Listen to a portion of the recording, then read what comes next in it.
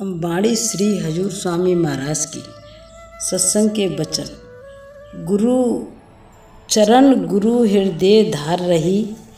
जिस समय किसी प्रेमी को नाम मिलता है वह अंदर भजन करना शुरू कर देता है।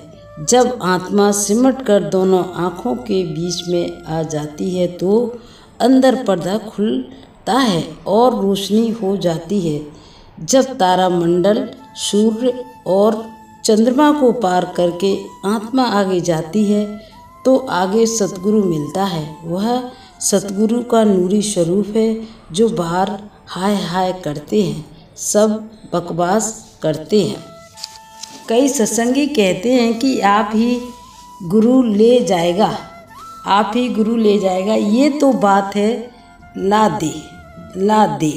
ला देने वाला भी साथ दे। स्कूल तब जाना लड़के का अपना कर्तव्य है। स्कूल जाएगा तो मास्टर पढ़ाएगा, वह कहेगा कि जाओ और पढ़ो। इसी प्रकार सतगुरु के चरणों तक जाना शिष्य का अपना धर्म है।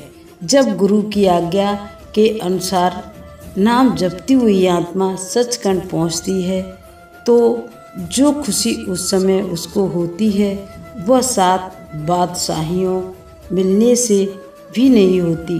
जो अंदर नहीं जाते वे अंधे हैं, वे क्या जाने कि सचखंड किसको कहते हैं। अब रूह सतगुरु के स्वरूप तक पहुंच गई, इसकी गुरु भक्ति पूर्ण हो गई। अब नाम की भक्ति बाकी है। अब रूह कहती है जिस समय मेरे अंतर में सतगुरु के चरण आ गए मुझे शांति मिल गई, अपने घर जाने का मार्ग मिल गया, विश्वास हो गया। यह रूह करोड़ों युगों से दुनिया में आई हुई थी। कभी कुत्ता, कभी बिल्ली, कभी कीड़ा, कभी पतंगा, कभी घास फूस, कभी कभी जूनों में तो कभी किसी जून में वह संसार समुद्री में बह जा रही थी। अब जो नदी दुनिया की ओर बहती थी वह उसके विपरीत दिशा में बहने लगी। 84 का चक्कर रुक गया, रूह आज़ाद हो गई। पहले भूली हुई थी, अब अपने देश का रास्ता मिल गया। जो अंदर नहीं गए वे कैसे कह सकते हैं कि हमारी धारा उलट गई है। इस धारा में तो बड़े बड़े ऋषि मुनि पैगंबर बह जा रहे हैं जिन्होंने अंदर जाकर उन देशों की लज्जित नहीं ली, शांति प्राप्त नहीं की। उनको क्या पता कि सतगुरु क्या चीज़ है। अगर वह समझते तो क्या मंसूर को सूली देते, तेग बहादुर का शीश उतरवाते, गुरु नानक साहिब से चक्कियाँ पिसवाते? कदापि नहीं। वास्तव में बात तो यह है कि मोरी के कीड़े मोरी में ही रहना चाहते हैं, उनको बाग की खुशबू की क्या खबर है। जब मंसूर को सूली पर चढ़ाने लगे तो उसने यही कहा कि ये मुझे देखकर नहीं देख सकते, समझ नहीं सकते, पहचान नहीं सकते। भौं की धार कठिन अत भारी, सो अब उलट वही। जिस संसार समुद्र का सामना करते हुए बड़े बड़े ऋषि मुनि कांप उठे, रूह कहती है मुझे उसका डर नहीं, क्योंकि मेरी धार बदल गई है। मैं अंदर की ओर चल पड़ी हूँ। ये गति सतगुरु की कृपा से मिलती है। अगर शिष्य नाम लेकर मन इंद्रियों को साफ नहीं करता, अगर जीवन पवित्र नहीं, वह चाहे 100 साल बैठा रहे कुछ नहीं बनता। अगर डॉक्टर से दवा लेकर आले में रख छोड़ो तो बीमारी नहीं जाती। इसी प्रकार अगर रोटी लंगर खाकर खंडों खोलों में या इधर उधर या किसी और जगह घूम फिर कर समय बिता दिया, गपशप की, किसी की निंदा चुगली की, भजन ना किया तो कुछ नहीं मिलता। यहाँ डेरे में आकर या तो सत्संग सुनो या भजन करो, लेकिन जिनको निंदा की आदत पड़ी हुई है वे अपनी आदत नहीं छोड़ते। चिड़चिड़ी या किलनी गाय के थनों के पास होती हैं। जैसे वह दूध तो नहीं पीती लोहू पीती हैं। गुरु बिन कौन समारे, मन को सुरत उमंग अब शब्द गही। रूह जोश में आकर कहती है कि जायदाद पिता की मिलती है और किसी की तो नहीं मिलती, सो मेरी सहायता गुरु ने की है। गुरु ने कहा, यह शब्द की धारा है, इसको पकड़ ले, इसके पीछे पीछे चली जा। शब्द की धारा घर पहुंचा देगी। अगर टिकट देकर गाड़ी में बिठा दिया गया तो जिस स्टेशन पर जाना है वहां पहुंचावेंगे।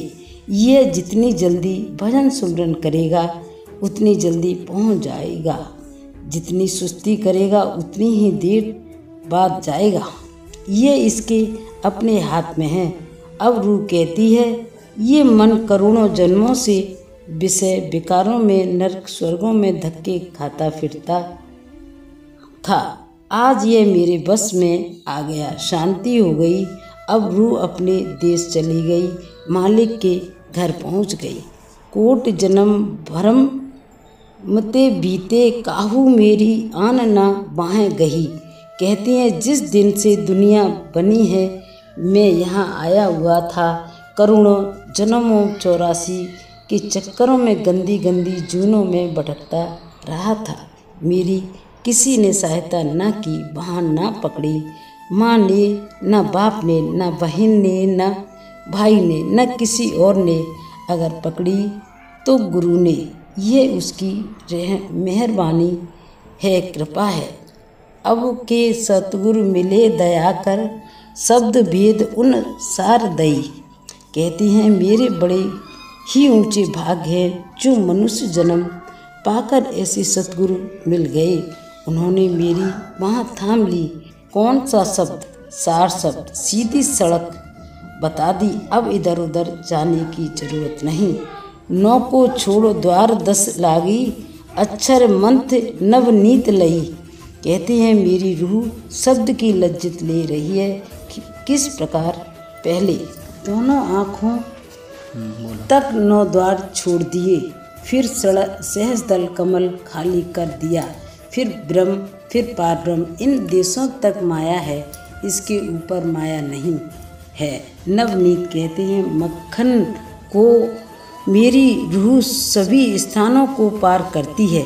ऊपर आ गई और मक्खन मिल गया, अर्थात सार वस्तु मिल गई। जब अक्षर और क्षर अक्षर दोनों से ऊपर पहुंची तो सारे गिलाफ आवरण उतर गए। असली चेतन सत्ता प्राप्त हो गई।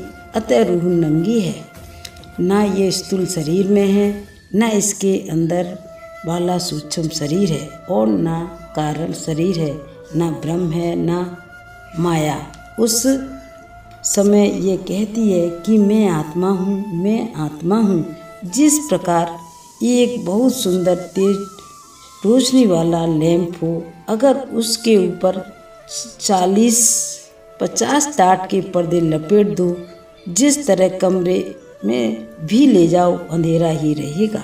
ज्यों-ज्यों उस पर से पर्दे उतरते जाओ, रोशनी की किरणें छन छन कर बाहर आएंगी और कमरे को रोशन करेंगी।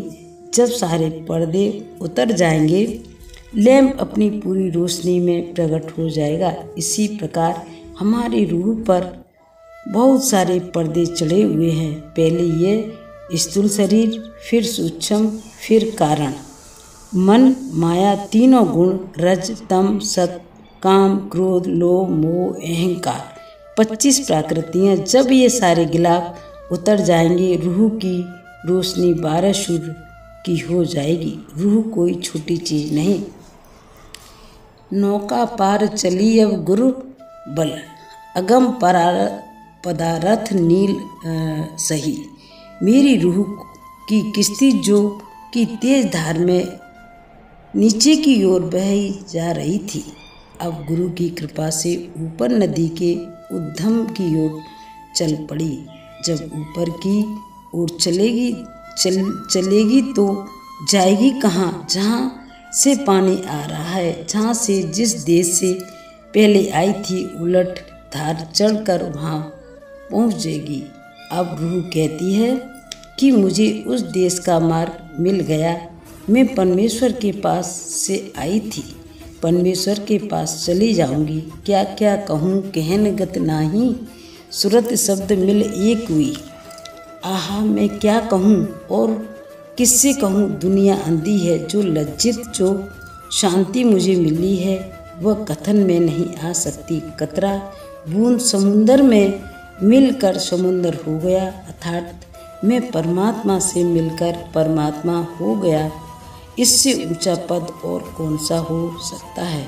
ये दौलत गुरु देता है। गायें भैंसें तो गुरु से नहीं मिलती। जिस दुकान पर हीरे और जवाहरात हैं उस पर गेहूं और चने का क्या काम है। लोग संतों से बेटे बेटियां मांगते हैं तथा और दुनिया के पदार्थ मांगते हैं, पर ये चीज़ें नहीं मिलती। जो प्रारब्ध में लिखा कर लाए है वह जरूर भोगना है, चाहे रोकर भोगो चाहे हंसकर भोगो। प्रारब्ध के अनुसार दुनिया में जीवन बिताना है। संत प्रारब्ध को नहीं छेड़ते। कोई कहता है मेरा बेटा मर गया, संतों ने बचाया नहीं। कोई कहता है मेरी स्त्री मर गई, संतों ने उसे नहीं रोका। संतों की दुकान पर जो माल मिलता है वह लो और अपने घर पहुंच जाओ। रहन गहन की बात न्यारी, संत बिना कोई नाही काही।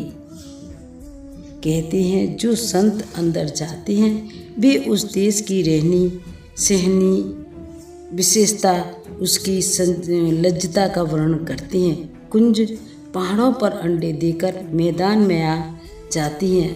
अगर कोई और चिड़िया जानना चाहे कि वहाँ कैसी ठंड है, उस देश का क्या विवरण या हाल है, वो तो नहीं समझ सकते। मुझे सहा बिंदानंद सो उस देश की बातें वहाँ का भेद संत ही जानते हैं। इसलिए जब दुनिया निंदा करती है तो वे हंस छोड़ते हैं। जिस प्रकार को अंधा किसी की आँखों वाले से कहे कि तू अंधा है तो वो हंसकर चुप हो जाता है। शून्य शिखर पर चढ़ महाशून्य लख, भमर गुफा पर ठाठ ठई। रूह अब ब्रह्म से होती हुई पार ब्रह्म अथवा शून्य अवस्था में आ गई।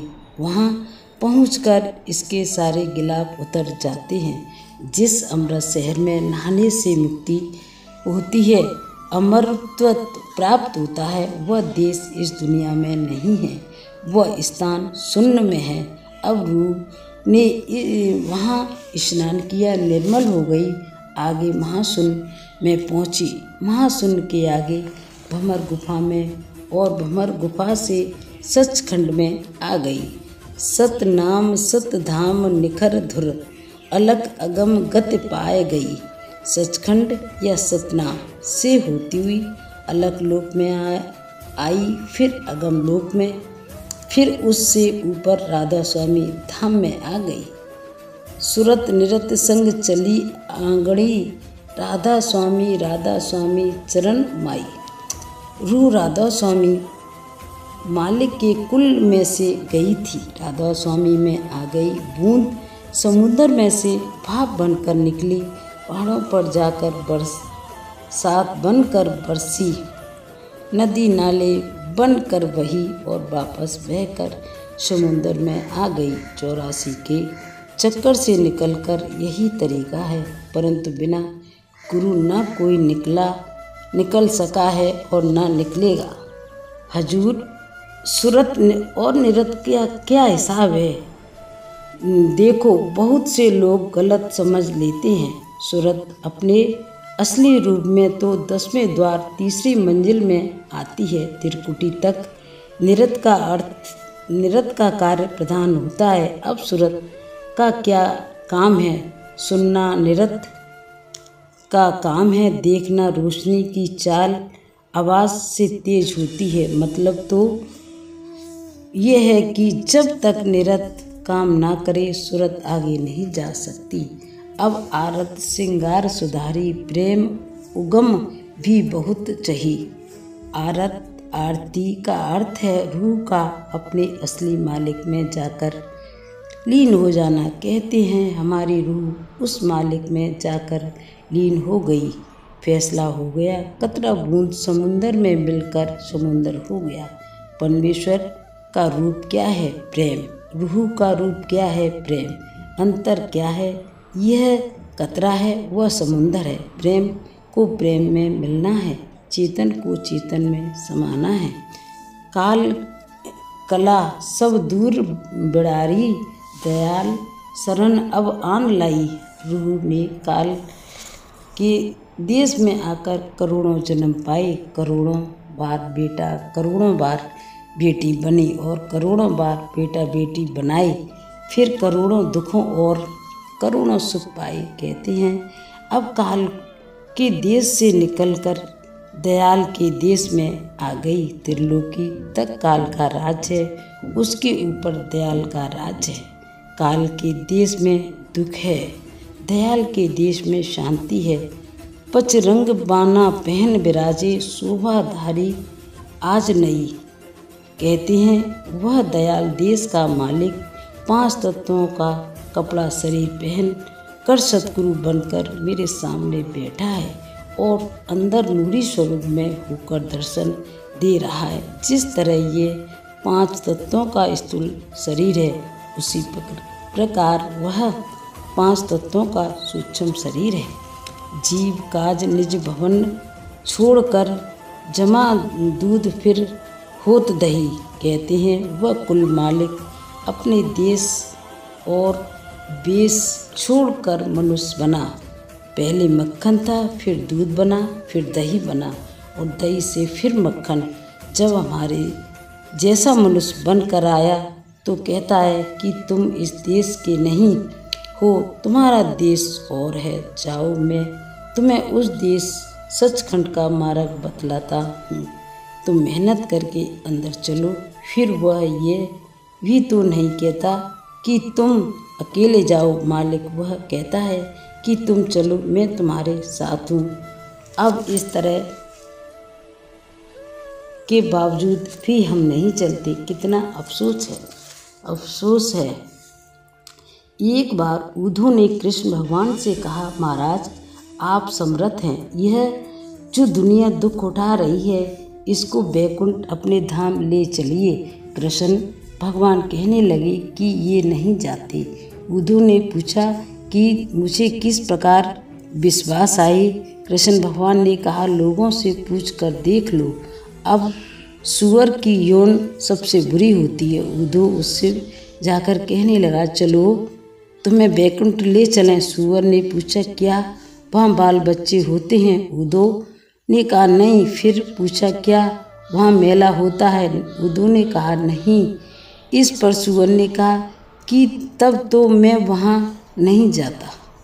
संत सबसे प्यारी और मूल्यवान चीज मुक्ति देते हैं, यह बेटे बेटियों को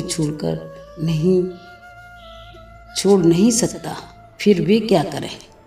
एक आलिम फाजिल विद्वान गुणी ज्ञानी विद्या पढ़कर आ रहा था। किसी जाट ने पूछा, कहाँ से आ रहे हो? उसने जवाब दिया कि काशी से विद्या पढ़कर आ रहा हूँ। जाट ने कहा, तुम हीरा रांझा आता है? विद्वान बोला, नहीं। जाट ने फिर पूछा, तुमको सस्सी पुन्नू आता है? जवाब नहीं दिया। नहीं। जाट ने फिर कहा, तुमको सोहनी महिवाल आता है? विद्वान बोला, नहीं। तो जाट कहने लगा, फिर तुम क्या पढ़ कर आए हो? जो संतों से रुपया पैसा मांगते हैं, बेटे बेटियां मांगते हैं, उनको संतों के पास जाकर क्या लेना है? उनको भूखे ही मरना है, अर्थात रूहानियत से खाली ही रहना है। मत माखन काढ़ निकारा, बिरले गुरुमुख चाख चखी। कहते हैं ये दौलत हिंदू मुसलमान ईसाई सबके अंदर है, लेकिन निकाली नहीं।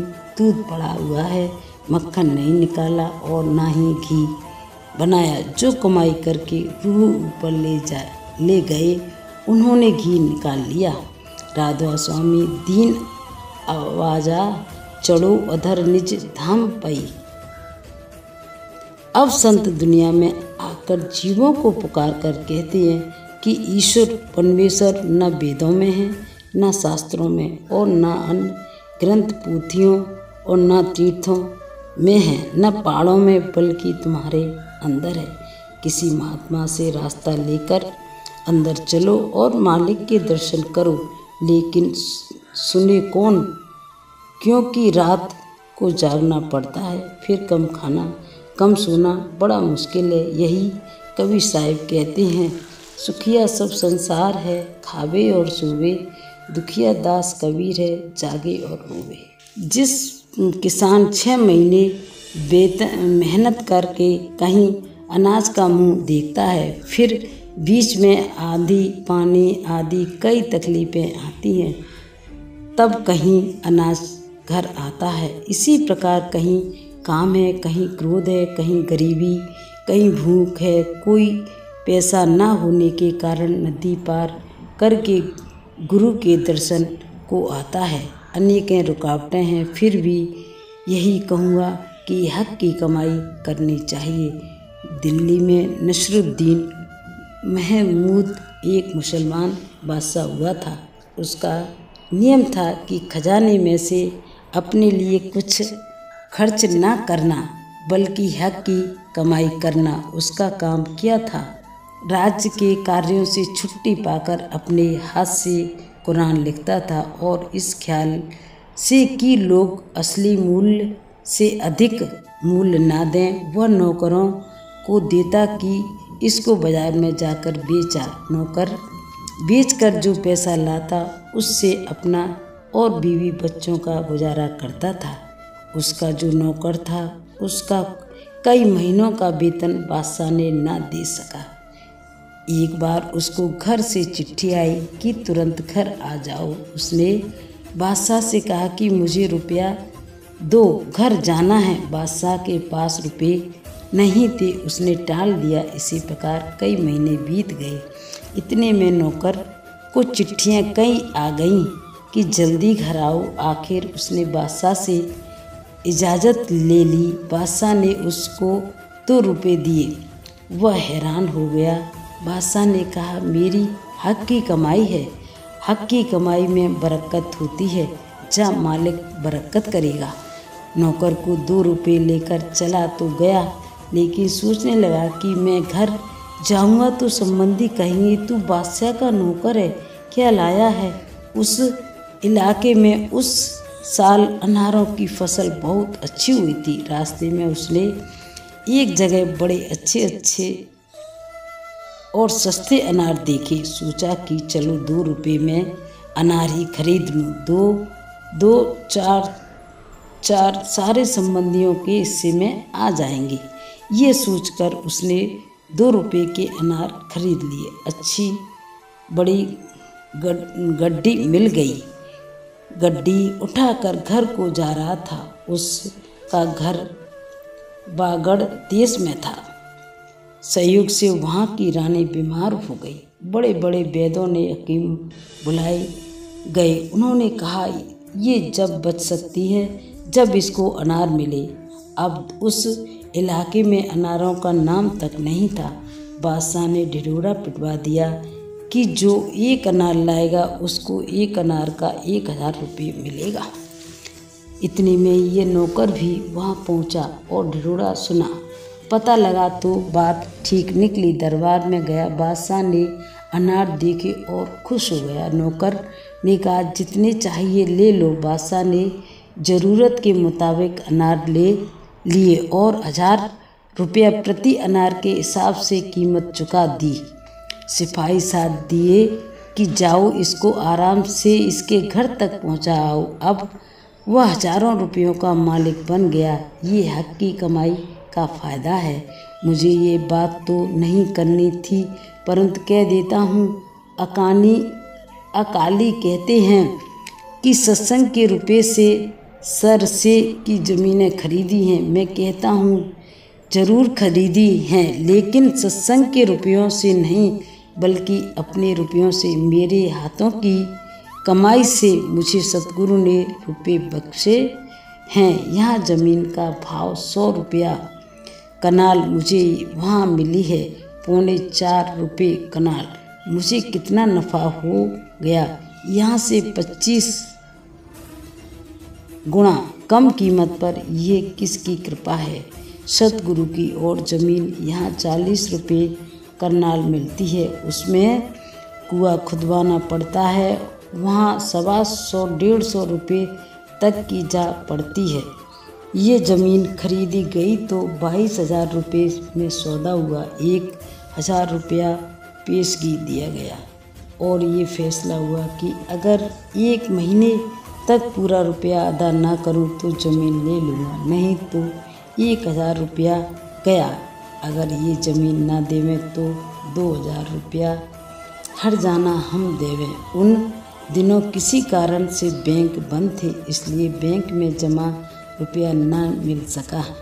मैंने अपने लड़के वंचित सिंह से कहा कि ज़मीन छोड़ दी जाए। उसने कहा कि हमसे हमारी बदनामी है, रुपये इंतजाम हो जाएं तो अच्छी बात है। उन दिनों डेरे में मान सिंह भंडारी, भाई मिल खीराम खजांची थे। उस समय उसके पास डेरे का 5,000 रुपया जमा था। उसने अपनी लड़की से सलाह की और अशूर को ज़रूरत है। कितना अच्छा हो अगर यह रुपया अशूर को देकर अर्ज की जाए कि यह रुपया किसी को से लेकर दिया जाए। ये सोचकर उसने अब रुपया देना चाहा। मुझे पता लग गया तो मैंने ये कहते हुए इनकार कर दिया कि अगर घोड़ा किराए पर लेना है तो क्या समधी का ही लेना है, अगर रुपया कर्ज लेना है तो क्या डेरे का ही लेना है। अब रुपये का इंतज़ाम इस प्रकार हुआ। 3,000 रुपये में मेरे पास थे, जो कि मैं अभी नौकरी करके लाया था, और 13,000 मैंने एक दोस्त से लिए। मैं उनका शुक्रगुजार हूँ कि उसने आड़े समय मेरी सहायता की। मैंने उसके लिख कर रसीद देने की बहुत कोशिश की, लेकिन वह राजी ना हुआ, बल्कि कहता रहा कि मुझे लेखी की ज़रूरत नहीं, बाकी रहे रुपये वो आप दें या ना दें मुझे परवाह नहीं। इस प्रकार उधर उधर से लेकर 21,000 रुपये इकट्ठे करके ज़मीन ली। हर एक मनुष्य के अंदर अकाल पुरुष है, चाहे कोई चोर है, डाकू है, ठग है, कोई खाली कोई नहीं, लेकिन जो भजन करते हैं, रातों को जगते हैं, वह ये दौलत लेते हैं। जैसे पानी हर जगह है, कहीं 10 हाथ नीचे, कहीं 20 हाथ नीचे, कहीं 50 हाथ नीचे, तो कहीं 100 हाथ। जिसने कुएं खोद लिया उसने पानी पी लिया, जिन्होंने कुआं नहीं खोदा वे खाली आए और खाली चले गए। यही रूहानियतों में भी है। किसी औरत ने एक बंदर और एक बकरा पाल रखा था, दोनों अपनी जगह बंधे हुए थे। एक दिन उस औरत ने रोटी पकाई, फिर उसका ख्याल आया कि आज दही के साथ रोटी खाई जाए। जब वो बाजार गई तो बंदर ने क्या किया, अपने हाथों से अपने गले की रस्सी खोलकर सारी रोटियां खा ली। फिर बकरे की रस्सी खोल दी और अपने गले में पहले की तरह रस्सी डाल ली। जब औरत वापस हुई तो क्या देखती है कि रोटियां नहीं हैं और बकरा सारे घर में खुला घूम रहा है। उसने समझा सारा कसूर बकरे का ही है, लगी बकरे को मारने। कोई देख रहा था, उसने कहा ये इसका कसूर नहीं, सारा कसूर उस भले मानस बंदर का है। सो ये जितना कसूर है मन का है, शरीर बेचारे का क्या कसूर, कुछ नहीं। इसलिए शरीर को ताड़ना या सजा देने की ज़रूरत नहीं। मन हमारा दुश्मन है, जो दुश्मन को कहना माने वह कब जी सकता है, कभी नहीं। मन ही तुम्हें चोरी, ठगी, ऐब और पाप की ओर ले जाता है। सो मन और सतगुरु दोनों को आमने सामने खड़ा कर लो। फिर अगर मन का कहा माना तो मनमुख हो गए, अगर सतगुरु का कहना माना तो गुरुमुख हो गए। 2 ही रास्ते हैं, चाहे इधर चले जाओ चाहे उधर चले जाओ, जा बैठ कर भजन कर लो, बख्शने वाला तेरे अंदर है। बोलिए सतगुरु महाराज की जय।